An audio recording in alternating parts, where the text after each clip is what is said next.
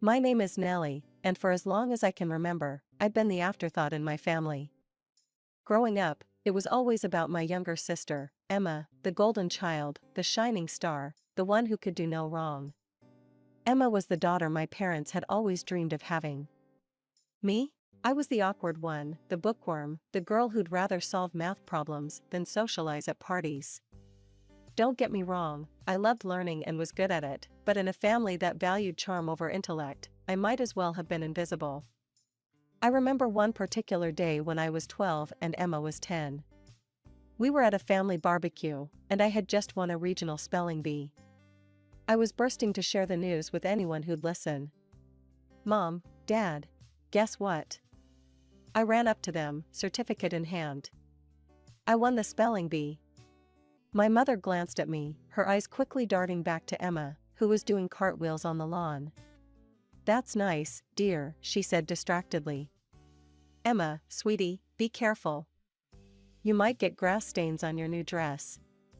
I stood there, certificate crumpled in my fist, watching as relatives cooed over Emma's athletic prowess. No one asked about my achievement. No one cared. Our parents' favoritism wasn't subtle. Emma got new clothes, I got hand-me-downs. Emma got dance lessons, I got library cards. Emma got praise and attention, I got used to disappointment. As we grew older, the pattern continued. Emma blossomed into a beautiful teenager, popular and vivacious. I retreated further into my books and numbers, finding solace in the worlds where merit mattered more than charm. Nellie, why can't you be more like your sister, became a common refrain in our household. It was usually followed by, Emma, darling, you're perfect just the way you are. I tried not to let it bother me. I told myself that one day, my hard work and intelligence would pay off. One day, I'd show them all that I was worth something too. As I entered high school, I threw myself into my studies with renewed vigor. I was determined to excel, to make achievements so impressive that even my parents couldn't ignore them. But as it turned out, I was fighting a losing battle against the golden glow of Emma's popularity. In my junior year, I reached what I thought would be the pinnacle of my academic career. I won the state math competition. It was a grueling contest, pitting the brightest minds against each other in a battle of numbers and logic. When they announced my name as the winner, I felt a surge of pride and hope. Finally, I thought, I've done something truly extraordinary.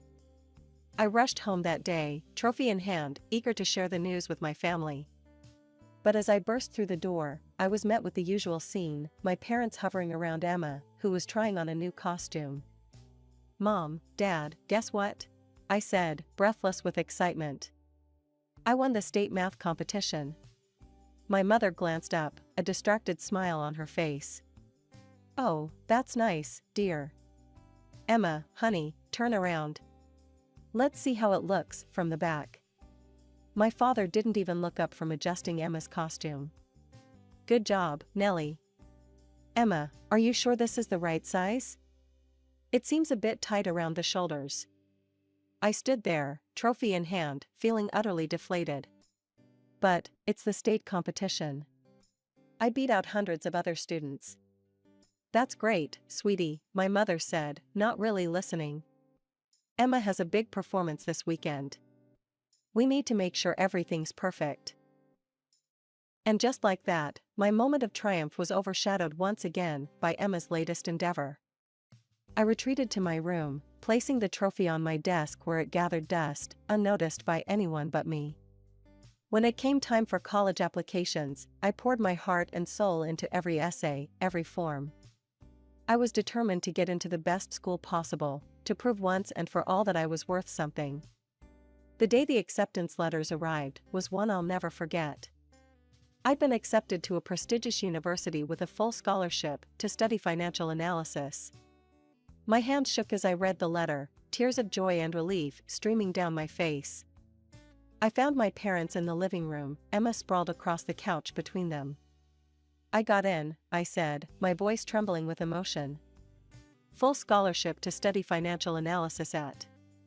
Oh my God, Emma suddenly shrieked, jumping up from the couch. I forgot. I need a new costume for my performance next week. And just like that, the spotlight shifted. My parents leaped into action, grabbing their keys and wallets.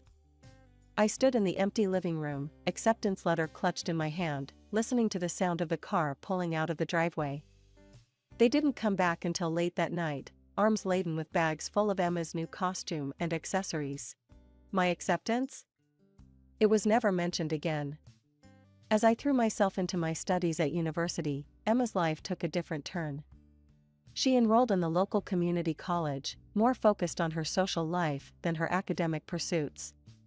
It wasn't long before she started dating John, her high school sweetheart.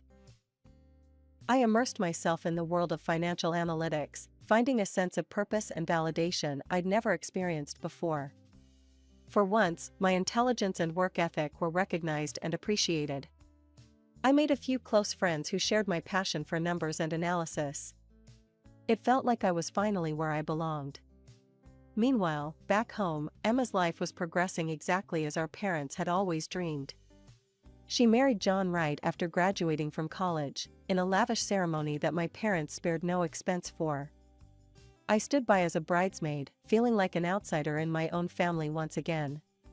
Within a year of their marriage, Emma announced she was pregnant. The day she gave birth to Lily, you'd have thought the sun rose and set on that delivery room. My parents were beside themselves with joy. "We're grandparents," my father kept saying, his eyes misty with tears. "Can you believe it, Nellie? Aren't you excited to be an aunt?" I was happy for Emma, truly. But I couldn't help but feel the sting of being overlooked yet again. I had just landed a job at one of the most prestigious financial firms in the city, but in the face of Emma's new motherhood, it seemed insignificant. When Anthony was born 2 years later, the cycle repeated. Emma was the perfect daughter with the perfect family, and I was just Nellie. The one who worked too much, who didn't date enough, who didn't give them grandchildren to dote on. By the time I turned 30, I had worked my way up to senior financial analyst. I was respected by my peers, sought after by clients, and finally feeling a sense of self-worth that had eluded me for so long. To celebrate my success, I decided to buy myself a house. It was a beautiful 4-bedroom home in a great neighborhood. It wasn't a mansion by any means, but it was mine, bought with my own hard-earned money. The day I got the keys, I felt a sense of pride and accomplishment that I'd never experienced before. Excitedly, I invited my family over to see my new home. I thought, finally, they'd see what I'd achieved, that they'd be proud of me. They arrived, Emma with her kids in tow, my parents cooing over their grandchildren. As I gave them a tour of the house, my mother's main comment was, "It's such a big house for just one person, isn't it?" I felt my heart sink. "It's an investment," I tried to explain. "And I have room for a home office now." "Well, I suppose that's sensible," my father said, but his tone suggested he found it anything but. "Emma, honey, make sure Lily doesn't touch anything. We don't want to break Aunt Nellie's things." As they left, I overheard my mother saying to Emma, "It's a shame Nellie doesn't have a family to fill that big house. But I suppose her career is important to her." A few months after I'd settled into my new home, I received an unexpected invitation to a family dinner. I was surprised, to say the least. My family often forgot to include me in gatherings, dismissing me as strange and uninteresting. Nevertheless, I accepted, hoping that perhaps things were changing. "Nellie, good of you to come," my father said, patting my shoulder awkwardly. "Have a seat. We have something important to discuss." A knot formed in my stomach. Important discussions in this family usually meant something good for Emma, and something disappointing for me. Still, I sat down, forcing a smile. We ate dinner, the conversation revolving around Emma's kids and John's job. I tried to mention a successful project I'd just completed at work, but my words were drowned out by Anthony's sudden wail for more dessert. After dinner, as we settled in the living room, my mother cleared her throat. "Nellie, dear, we'd been thinking." I braced myself, unsure of what was coming. "You're single, with no children," she continued, her tone suggesting this was some kind of terminal illness. And you have that big house all to yourself. Yes, I said slowly, not liking where this was going. My father jumped in. Well, we think it would be best if you gave your house to Emma and her family. I blinked, certain I had misheard. I'm sorry, what? Give them the keys and move out, my mother clarified, as if she was asking me to pass the salt. They need the space more than you do. I looked around the room, waiting for someone to laugh, to say it was all a joke. But all I saw were serious faces. Emma sat looking smug, while John patted her shoulder condescendingly. You're joking, right? I finally managed to say. Now, Nellie, my mother said, her voice taking on that patronizing tone I knew so well. Don't be selfish. Emma needs her own space more than you do. You're just one person, after all. It's your sisterly duty, my father added, as if that settled everything. Family helps family. I felt like I was in some kind of twisted alternate reality. But, it's my house, I said, my voice barely above a whisper. I bought it with my own money. I worked hard for it. Oh, come on, Nellie, Emma chimed in, her voice sickly sweet. You know how hard it is raising 2 kids in our small apartment. You'd be doing us such a favor. I stood up, my hands shaking. No, I said, my voice growing stronger. Absolutely not. I'm not giving you my house. The room erupted. My parents started listing all the sacrifices they'd supposedly made for me over the years. Emma went on about the difficulties of raising children. John sat there, nodding along as if this whole scenario was perfectly reasonable. As I walked out, I heard my mother call after me, think about it, Nellie. Don't be selfish. In the days following that surreal dinner, my life turned into a circus of unwanted attention. It seemed my parents had spread the tale of my selfishness far and wide among our extended family. Suddenly, relatives I hadn't spoken to in years became experts on my life, bombarding me with calls and messages.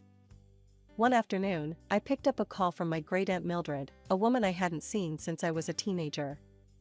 Nellie, she croaked into the phone, I heard about your situation. How could you be so heartless? You're nothing but an old maid saving money for no good reason.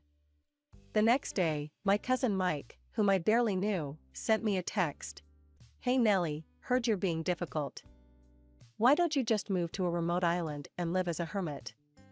You're already an outcast and a loner anyway. 2 weeks after the disastrous family dinner, I found myself at home, nursing a bad cold. As I sat on my couch, wrapped in a blanket and sipping hot tea, I heard an odd noise coming from my front door. A distinct sound of someone fumbling with the lock. My heart began to race. Was someone trying to break in? I set my tea down quietly and crept towards the door, my legs shaking beneath me. Pressing my eye to the peephole, I nearly gasped out loud. There, on my front porch, were my sister, my parents, and John. Emma was kneeling by the lock, a hairpin in her hand, while my parents kept watch. John stood a little way back, looking nervous. Without thinking, I yanked the door open. They all jumped back, startled expressions on their faces. What the hell do you think you're doing? I demanded, my voice hoarse from my cold but filled with anger. For a moment, they all stared at me, caught red-handed. Then, to my utter disbelief, my mother spoke up. We thought you'd be at work. We were just going to move in. Move in? I repeated, incredulous. You mean break in and squat in my house? Now, Nellie, my father interjected. We knew you wouldn't have called the police on us. We're family, after all. I looked past them and saw a car parked in my driveway, loaded with boxes and suitcases. They had actually planned to move in behind my back. Get off my property, I said, my voice low and dangerous. Now, or I will call the police. I pulled out my phone and dialed 911, holding it up so they could see. Last chance, I said. Leave now. They stared at me for a long moment, disbelief written across their faces. Then, slowly, they began to retreat. I watched them drive away, my whole body shaking. Once they were out of sight, I closed the door, locked it, and slid down to the floor, my back against the solid wood. The very next day, I contacted a security company and had surveillance cameras installed around the perimeter of my property. These weren't just any cameras, they came with a voice recording function. But technology alone wasn't enough. I'd always wanted a dog, and now I had the perfect reason to get one. I headed to the local animal shelter, determined to find a companion who could also serve as a guardian. That's where I met Max. He was a large, mixed-breed dog with intelligent eyes and a wary demeanor. The shelter worker told me his story. He'd been abandoned by his previous owners for being too protective. I saw past his gruff exterior to the loyal, loving dog underneath. Max and I bonded quickly. At home, he was gentle and affectionate, always by my side. But when strangers approached the house, he transformed into a vigilant guardian, his deep bark a warning to anyone who might think of trespassing. I set up a beautiful kennel in the backyard for Max, complete with a cozy doghouse and plenty of toys. He seemed to love it, often lounging in the sun-dappled grass when he wasn't patrolling the perimeter. For 2 months, life was peaceful. But a work emergency called me out of town for a weekend. I was reluctant to leave, but my neighbor, Mrs. Johnson, assured me she'd take good care of Max. She adored him, often bringing him treats and taking him for walks when I worked late. I left feeling relatively at ease. But on the second night of my trip, my phone rang. It was Mrs. Johnson, and she sounded frantic. "Nellie, dear, there's been an incident," she said, her voice shaking. "Max, he bit the stranger. Chased them right out of the yard and down the street. The police are here now." I caught the first flight back, my mind whirling with possibilities. When I arrived home, I was met with a scene straight out of my nightmares. My parents' car was parked in front of my house. Emma was there, looking both angry and smug. And to my horror, there were 2 police officers standing in my driveway. I approached cautiously. "What's going on here?" One of the officers stepped forward. "Ma'am, we've had a complaint about your dog attacking someone. Can you tell us what happened?" Before I could respond, Emma cut in. "Her monster of a dog attacked my husband. Jumped right over the fence and bit him. He could have been killed." Suddenly, everything clicked into place. The bite, it had been John. "That's not true," I said firmly. "My dog was protecting my property from intruders. If your husband was bitten, it's because he was trying to break into my house." Emma's face turned an ugly shade of red. "Liar, put that beast down before it hurts someone else." My parents, who had been oddly quiet, now chimed in. "We'll be pressing charges," my father said, a gleam in his eye. "You'll have to pay for John's medical bills, of course." The officer looked between us, clearly sensing the family tension. "Ma'am, due to the complaint, we're going to have to take your dog to the kennel for evaluation. If he's deemed aggressive, he may have to be put down." My heart sank as I watched animal control load Max into their van. He looked at me with confused, sad eyes, and I felt tears well up in my own. As the officers and animal control drove away, my mother approached me. In a low voice, she said, "You know, Nellie, all of this could have been avoided if you'd just given us the house. It's not too late. Give us the house, and we'll drop the charges. Otherwise, well, you know what happens to aggressive dogs." As I stood in my driveway, watching my family drive away with smug satisfaction, a sudden realization hit me like a bolt of lightning. The security cameras. I rushed into the house, my heart pounding in my chest. My hands shook as I booted up my laptop and accessed the security footage from the previous night. As the video began to play, I held my breath, praying that the cameras had captured what I needed. The footage was crystal clear. I watched as Emma and John crept up to my front door, looking furtively over their shoulders. Max appeared on screen, his hackles raised, a low growl emanating from his throat. Then, I heard Emma's voice, clear as day. "John, kick the dog. When it bites you, we can accuse Nellie and demand compensation." Or better yet, we can get the whole house in exchange for the dog's life. I felt sick to my stomach as I watched John cruelly kick Max. The dog, surprised by the sudden attack, latched onto John's leg in self-defense. Emma let out an ear-piercing scream, causing Max to release his grip immediately. The two of them ran away, leaving Max looking confused and distressed. The next morning, I called my parents. Keeping my voice steady, I said, "I think we need to have a serious conversation. Can you all come over to my house?"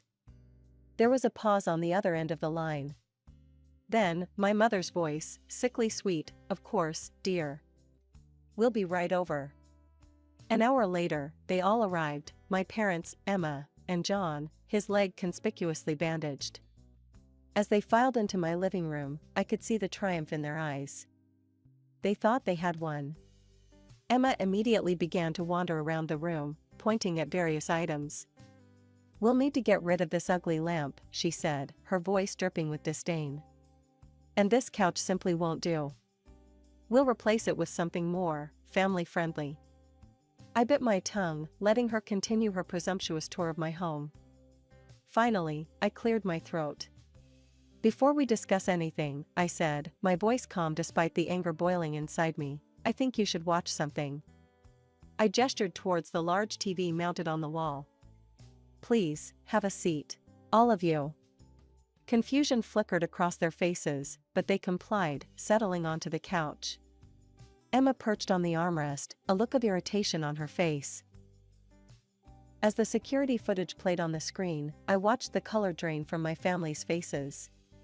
Their expressions morphed from confusion to shock, and finally to horror as they realized their scheme had been caught on camera. Emma was the first to break the stunned silence. It was just a prank," she sputtered, her voice shrill with panic. "We didn't mean any harm." John nodded vigorously, wincing as the movement jostled his injured leg. "Yeah, just a joke that got out of hand. No need to make a big deal out of this, right?" My parents, however, seemed to grasp the gravity of the situation. My father leaned forward, his face ashen. "Nellie, sweetheart, let's not be hasty. There's no need to make this public. We can work this out as a family." I couldn't help but smile, a cold, humorless expression that made them all flinch. "It's a bit late for that, don't you think?" I said, glancing at my watch. "And speaking of late, I believe we have some guests arriving." As if on cue, there was a knock at the door. I opened it to reveal two police officers, whom I had called earlier that morning. "Perfect timing," I said, ushering them in. "Officers, I have evidence of an attempted break-in and a malicious attempt at blackmail." What followed was a flurry of activity. I explained the situation to the police, showing them the damning security footage. They listened gravely, then moved to detain Emma and John. As the officers read them their rights, my parents broke down in tears. "Nellie, please," my mother sobbed. "Don't do this. We're family." I felt a twinge of sadness, but it was quickly overshadowed by years of pent-up hurt and resentment. "You should have thought of that before you tried to steal my home and hurt my dog," I said coldly. "I think it's time for you to leave." They left in tears, following behind as Emma and John were escorted to the police cruiser. That evening, with a weight lifted off my shoulders, I went to the animal shelter to bring Max home. He was overjoyed to see me, his tail wagging furiously as he covered my face with kisses. "Let's go home, buddy," I whispered, hugging him tightly. The following weeks were a whirlwind. Emma and John were arrested and stood trial. With the clear evidence from my security cameras, they were found guilty of attempted breaking and entering, as well as attempted blackmail. They were slapped with a hefty fine, which was awarded to me, and given suspended sentences. I made the decision to cut off all communication with my immediate family. However, I felt it was important that the rest of the family knew the truth. I sent a detailed account of what had transpired, along with copies of the security footage, to all our extended relatives. The response was overwhelming. Aunts, uncles, and cousins who had once berated me for my selfishness now sent messages of support and apology. My parents, Emma, and John found themselves ostracized from family gatherings, their actions deemed unforgivable by even the most forgiving relatives. As for me, life took a turn for the better. I continued to excel at my job, finding more satisfaction in my work than ever before. Max and I settled into a comfortable routine, enjoying long walks in the park near our home. It was on one of these walks that I met Greg, a kind-hearted software engineer with a golden retriever named Luna. We hit it off immediately, bonding over our shared love of dogs and our similar experiences with difficult families. We exchanged numbers and began dating, our relationship blossoming with each passing day.